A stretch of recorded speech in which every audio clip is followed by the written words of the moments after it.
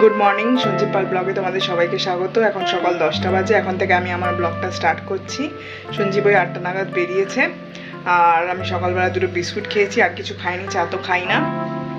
আর টিফিনটা খাবো হচ্ছে, সেদিনকে সঞ্জীব ধোসা এনেছিল, ধোসার যে সাম্বার ডালটা সেটা আমি রেখে দিই, সেটা আর ওটার সাথে খাই না। তো ওই সাম্বার ডালটা রয়েছে, ওই সাম্বার ডালটা খাবো, আর যদি পরে কিছু ইচ্ছা হয় তো খাবো। যাই হোক, আর আজকে রান্না করবো হচ্ছে ইলিশ মাছ। কালকে মা ইলিশ মাছ পাঠিয়ে দিয়েছিল, ওই ইলিশ মাছটা সর্ষে বাটা দিয়ে রান্না করব, তোমাদের সাথেও শেয়ার করে দেবো।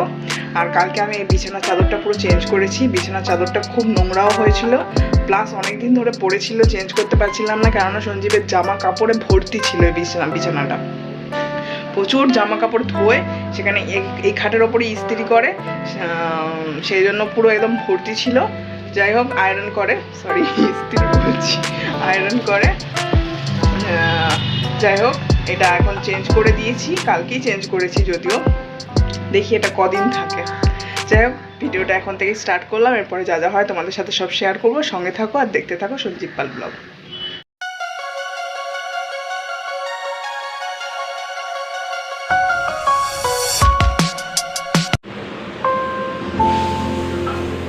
এই যে সেই ইলিশ মাছ, মা যেটা পাঠিয়ে দিয়েছে, এই 4টে ভাবছি মাছ করব, সবকটা করব না। দেখতে তো বেশ ভালোই লাগছে। আগের দিন আমি আর সঞ্জীব যে ইলিশ মাছটা এনেছিলাম একদম ভালো খাইনি, দেখি এই ইলিশ মাছটা কেমন হবে। এই যে ইলিশ মাছের মধ্যে আমি নুন হলুদ মাখিয়ে নিয়েছি, আর টিফিন বক্সে দিয়েও দিয়েছি। আর টিফিন বক্সটা আমাদের এতটাই ছোট, সেহেতু 3টে মাছই আটলো, 4টে মাছ আটলো না। এখানে আরেকটা মাছ আছে, এটা ভাজা করব ভাবছি, আর এটা হচ্ছে সর্ষে বাটা দিয়ে করব। 3টে কাঁচা লঙ্কাও চিড়ে দিয়ে দিয়েছি, এর মধ্যে আবার সর্ষে বাটাটা দেবো, একটু নুন দেবো, একটু কাঁচা তেল দেবো। আর এই যে মাছের তেলটাও নুন হলুদ দিয়ে মাখিয়ে রেখেছি। এই যে সর্ষে বাটাটা দিয়ে দিয়েছি, আর উপর থেকে একটু কাঁচা তেল দিয়ে দিই,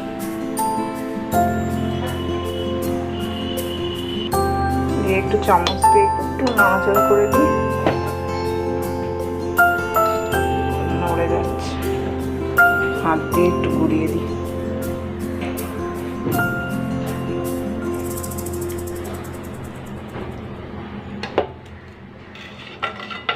এবার বক্সের মুখটা আটকে দিচ্ছি।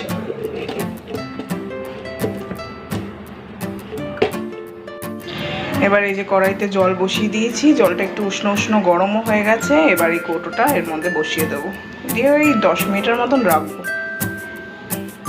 এই যে কৌটোটা বসিয়ে দিয়েছি, আর ঢাকা দিয়ে দিচ্ছি ওপর থেকে।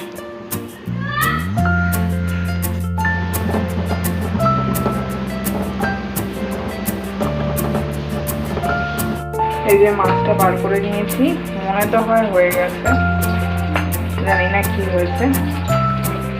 আর এখানে মাছটা ভাজা হচ্ছে, এই যে মাছের তেলটা এবার ভাজা হচ্ছে। এই যে মাছ ভাজাটা তুলে রেখেছি ভেজে। এখন প্রায় 12:30 বাজে, খুব খিদে পাচ্ছে, তাই একটা ম্যাগি বের করে নিয়েছি, ম্যাগি করে খাবো। আমার স্নান হয়ে গেল, এখন প্রায় 1:30 বাজে। আজকে মাথায় ভালো করে তেল দিয়েছি, জল দিয়েছি। আর ঠাকুরের এই যে দেখো, ঠাকুরের যে আসনে পাতা থাকে কাপড়গুলো, সেগুলো কটা ধুয়ে দিয়েছি, কটা জামা কাপড়ও ধুয়ে দিয়েছি, সেই জন্য আরও দেরি হয়ে গেল। তো এখন একটু ওয়েট করে চুলফুল আসলে ঠাকুরটা দিয়ে নেবো, তারপর আবার তোমাদের সাথে কথা হচ্ছে। এই যে আমি ভাত নিয়ে নিয়েছি, আজকে সব ইলিশ মাছেরই পদ। এটা হচ্ছে মাছের তেল, মাছ ভাজা, আর এই যে ঝোল, ঝোল না সর্ষে বাটার ঝোল। এতগুলো মাছ নিয়েছি, এতগুলো মাছ কিন্তু আমি খাবো না, তোমরা ভেবো না আবার আমি এতগুলো মাছ খেয়ে নেবো। ওখান থেকে একটা মাছ টেস্ট করব, আর ভাজা মাছটাও টেস্ট করব। আমার এই খাওয়া দাওয়া হলো, আর এখন দেখো কত মুষলধারে বৃষ্টি নেমেছে, প্রচুর জোরে বৃষ্টি হচ্ছে। এখন প্রায় 3টে বাজে। খেয়ে দিয়ে উঠে আমি একটু শুয়ে পড়েছিলাম, এখন প্রায় 5:30 বাজে। আমি 10-15 মিনিট আগে উঠেছি, দিয়ে ফ্রিজে দুটো আম ছিল, আম বার করে কেটে রেখে দিয়েছি। পরে রাতের দিকে আর কাটতে ইচ্ছা করে না, সেজন্য এখনই কেটে রেখে দিয়েছি।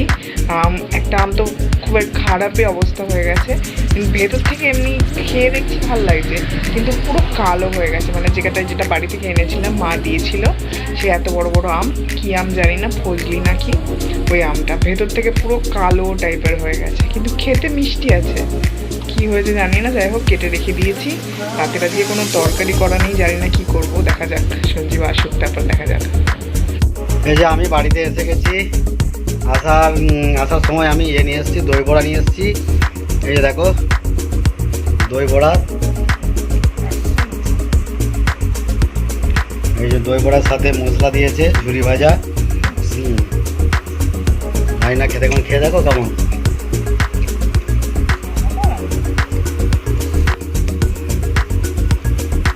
কেমন খেতে? ভালো বলছে, খারাপ না। চলো, এখন প্রায় 10টা বাজে।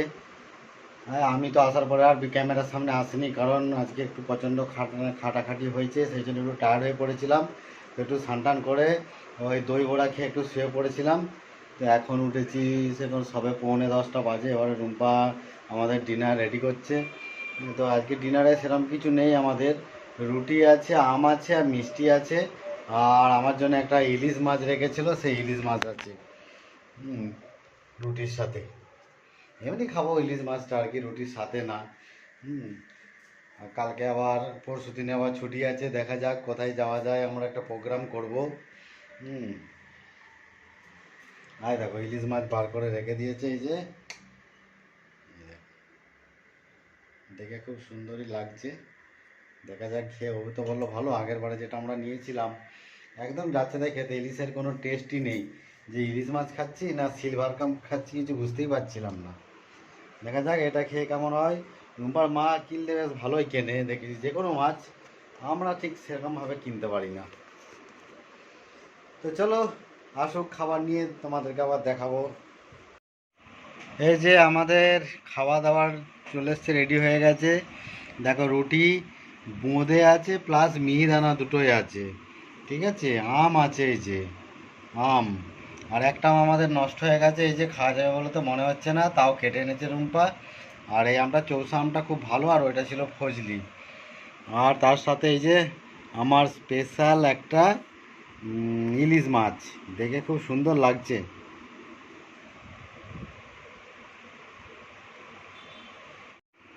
চলো তাহলে আমরা খাওয়া দাওয়াটা করে নিই, আর ভিডিওটাকেও আমরা বেশি বাড়াবো না। আমি তো সকাল থেকে ভিডিও করতেই পারিনি, যা তোমরা দেখছো রুম্পা আজকে সারাদিন করেছে, আমি তো একটু টাইমও পাইনি, যা এসেছি সন্ধ্যেবেলায়। তো চলো ভিডিওটা আর বাড়াবো না, ভিডিওটা এখানেই শেষ করে দিচ্ছি। যদি ভালো লাগে লাইক কমেন্ট শেয়ার করে দিও, আর অবশ্যই চ্যানেলটাকে সাবস্ক্রাইব করে দিও। চলো আজকের মতো গুড নাইট, দেখা হবে আবার আগামীকাল নতুন ব্লগ নিয়ে। ততক্ষণ সুস্থ থাকুন এবং ভালো থাকুন। চলো।